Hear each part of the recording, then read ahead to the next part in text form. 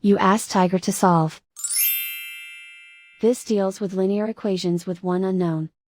The final result is n equals 5. Let's solve it step by step. Group all constants on the right side of the equation. Add 4 to both sides. Simplify the arithmetic.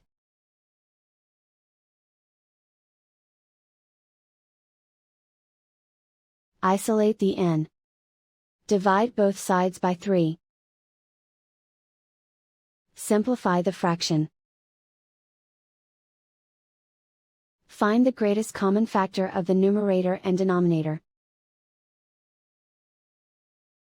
Factor out and cancel the greatest common factor. And so the final result is n equals 5.